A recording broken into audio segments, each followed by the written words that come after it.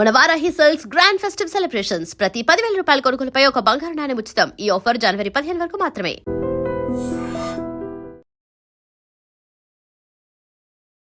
Hi hello నమస్తే, welcome back to iDream media.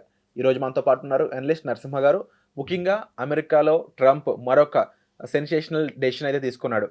H1Bకి సంబంధించి lottery సిస్టమ్ని తీసేసి ఇక నుంచి ఇండియన్స్లో ఎవరైతే టాప్ క్వాలిటీ అఫీషియల్స్ ఉంటారో ఎంప్లాయీస్గా వాళ్ళకి మాత్రమే నేను వీసా ఇస్తాను అన్నట్టు ఒక సెన్సేషనల్ రూల్ అయితే తీసుకురాబోతున్నాడు. మరి దీని గురించి లేటెస్ట్ విషయాలు తెలుసుకుందాం. ఇది మన ఇండియాలో ఉన్న ఎంప్లాయీస్ని ఎవరైతే H1B మీద అక్కడికి వెళ్దాం అనుకుంటున్నారో, ఎవరైతే F1 మీద అక్కడికి వెళ్ళి చదువుకోవాలనుకుంటున్నారో ఎలా ఇంపాక్ట్ చేస్తుందో తెలుసుకుందాం. నమస్కారం సార్. నమస్తే అండి. So first thing, H1B lottery ఇంకా ఉండదు, లేదు అని చెప్పేసి అమెరికా క్లారిటీ ఇచ్చేసింది. మరి దీనివల్ల ఎలాంటి ఎఫెక్ట్ ఉంటుంది మన ఇండియన్స్ మీద, ముఖ్యంగా అమెరికా వెళ్ళి చదువుకోవాలి, అమెరికా వెళ్ళి జాబ్ చేయాలనుకునే వాళ్ళ మీద? నాకు తెలిసి అమెరికా వెళ్ళి చదువుకోవాలి అన్న వాళ్ళకన్నా అమెరికా వెళ్ళి ఇప్పుడు జాబ్ చేయాలని ఇంకా నెక్స్ట్ రాబోయే 1-2 ఇయర్స్లో వెళ్దాము అంటూ ఒక 1-2 ఇయర్ ఎక్స్పీరియన్స్ ఉన్న ఐటీ ఎంప్లాయీస్ ఎవరైతే ఉన్నారో, అంటే ఐటీ ఎందుకు అంటున్నానంటే అమెరికాకి వెళ్ళే వాళ్ళలో లాటరీలో ఎక్కువ అప్లై చేసే వాళ్ళు కానీ, లాటరీ తీయబడే వాళ్ళు కానీ అబౌవ్ 67-70% వాళ్ళు ఐటీ ఎంప్లాయీసే ఉంటారు. Okay, software side. మిగతా 30% will be remaining other sectors. So మనం కూడా వింటూ ఉంటాము, ఎవరైనా అమెరికా వెళ్తున్నారో ఆన్ సైట్ అంటే మోస్ట్లీ 90% మనకు తెలిసిన ఐటీ ఎంప్లాయీస్, మన బంధువులు కానీ ఫ్రెండ్స్ వాళ్ళే ఉంటారు. సో ఇప్పుడు తన ఉద్దేశం ఏంటంటే non Indianization of American IT companies అనే ఒక పాలసీ తీసుకుందామని ఆలోచిస్తున్నాడు ట్రంప్.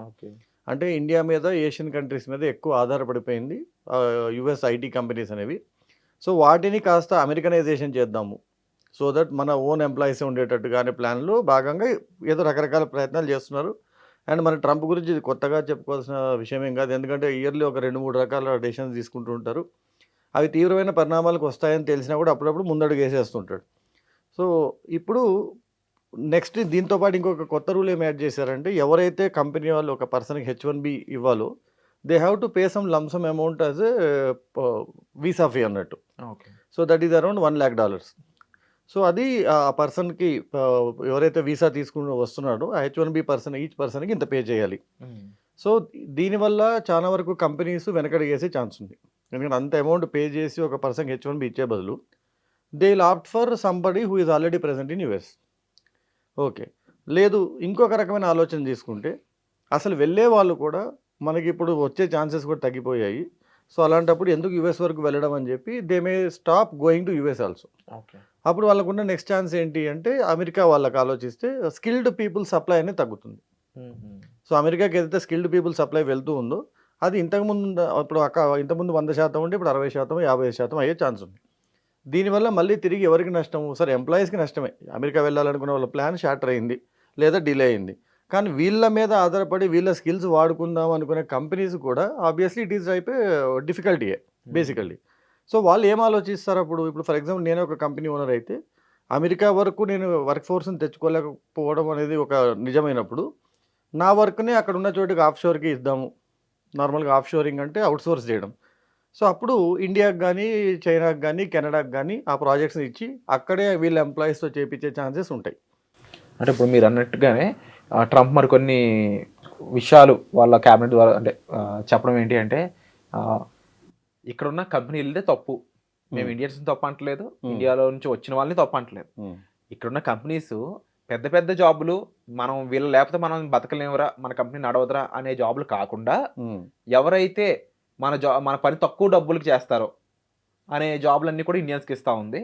అది నాకు నచ్చలేదు.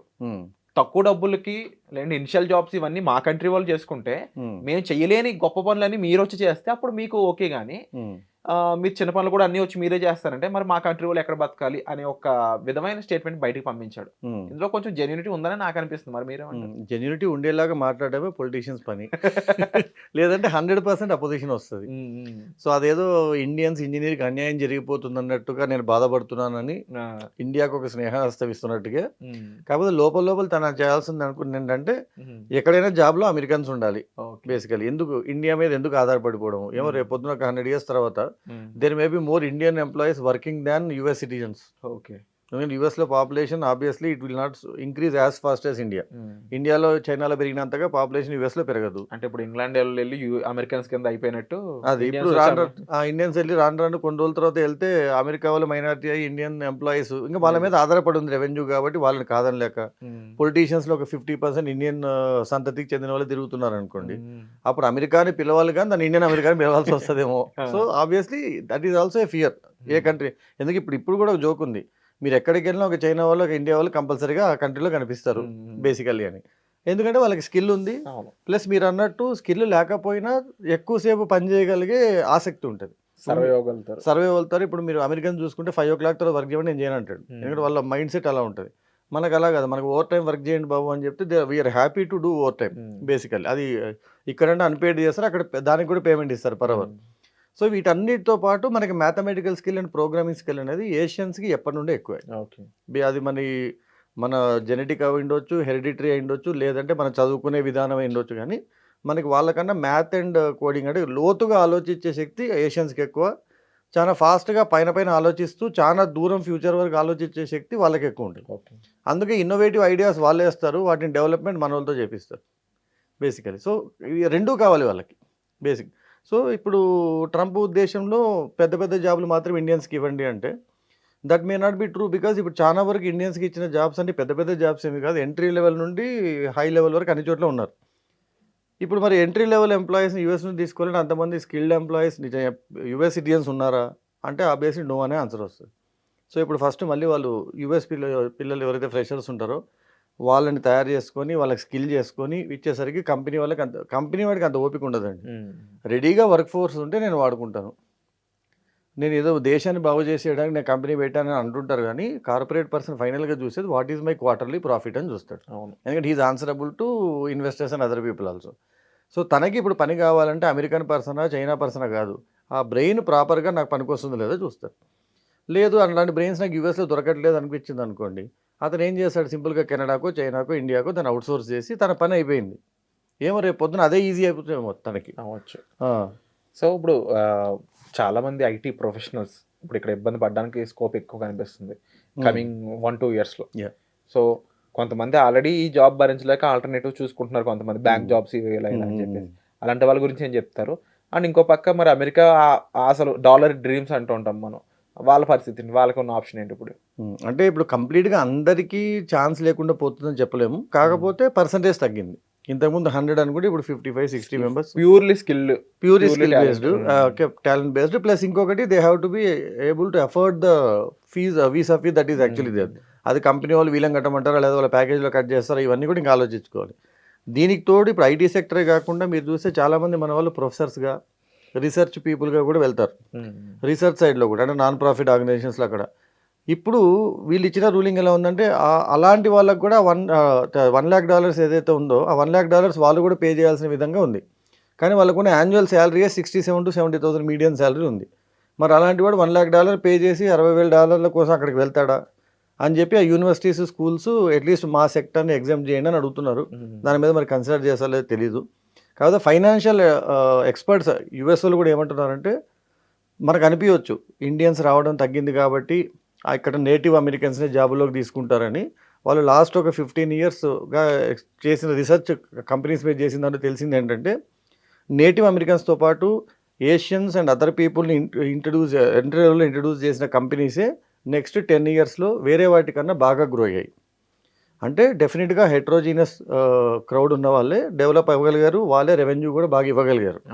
సో అందుకే వాళ్ళు ఇంకా ఆశిస్తున్నారు ట్రంప్ దీని మీద కొంచెం వెనకడుగు చేసి ఏదో కొంచెమన్నా దీంట్లో ఏమన్నా ఫ్లెక్సిబిలిటీస్ ఇస్తాడు, సో దట్ 100% 50% అవ్వకుండా అట్లీస్ట్ 80% పీపుల్ కన్నా ఛాన్స్ వచ్చేలాగా అని చూడాలి. మరి ఇప్పటివరకు అయితే ఎక్కడ వెనకడుగు వేసిన ప్రసక్తి లేదు ట్రంప్, వీలైతే ఇంకొక ముందడుగు వేస్తాడు. మన టారిఫ్స్ విషయంలో చూసాం మనం యాక్చువల్లీ. సో మరి ఆయన మ్యాడ్ డెసిషన్స్ అనేవి ఆల్రెడీ ఎప్పటి నుంచో లాస్ట్ November 2024లో స్టార్ట్ అయినాయి, ఇంకా వెళ్తూనే ఉంది. ప్రతిసారి ఒక బాంబు పేలుస్తున్నాడు, ఇది లేటెస్ట్ బాంబ్ అనమాట. సో మరి ఈ విషయాలపై మీరందరూ ఎలా స్పందిస్తున్నారు? ముఖ్యంగా మీ రిలేటివ్స్లో, మీ ఫ్రెండ్స్లో మీరే ఐటీ జాబ్ చేస్తూ అమెరికాకి వెళ్ళేయాలి అని చెప్పేసి ఒక ఆశతో ఉండొచ్చు, లేకపోతే మీ ఫ్రెండ్స్లో ఉండొచ్చు. అండ్ ముఖ్యంగా మీతో పాటు చదువుకునే స్టూడెంట్స్ ఎవరైనా సరే అమెరికాకి వెళ్ళాలి అనే దగ్గర ఇప్పుడు ఎలాంటి సిచ్యువేషన్లో ఉన్నారు, మీకు ఎలాంటి హెల్ప్ కావాలో తప్పకుండా మన కామెంట్ సెక్షన్లో మెన్షన్ చేయండి. ప్రొఫెషనల్స్ చేత అలాంటి డీటెయిల్స్, ఇన్ఫర్మేషన్, డేటా అంతా కూడా మీ ముందుకి ఎపిసోడ్ రూపంలో తీసుకొచ్చే ప్రయత్నం అయితే మేము చేస్తాం. And thank you so much for the analysis. Thank you అండి.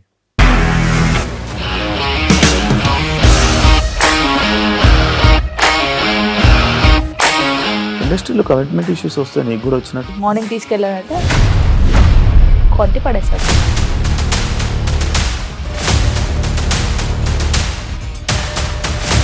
ఒక్కళ్ళు కూడా చూడలేదు ఈ సినిమా అని చెప్పడానికి కూడా చాలా ధైర్యం కావాలి. అది నిజం కదా, దాంట్లో ధైర్యం ఏంటి? ఇది నెక్స్ట్ డే ప్లేట్ మార్చేస్తే తప్పు కదా. As of now we're comfortable this అని నేను అనుకుంటున్నాను. రష్మిక గారిది మీది ఒకే ఊరు అంట కదా.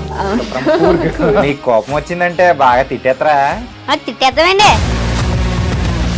నిజంగా గేమ్ ని ఎలా చేంజ్ చేయగలిగారు? ఏపీఎస్ఎఫ్సి వాళ్ళకి 6 నెలల్లో నేను 6 లక్షలు కట్టా. బిజినెస్ చేయాలనుకుంటే it is as difficult as riding a tiger.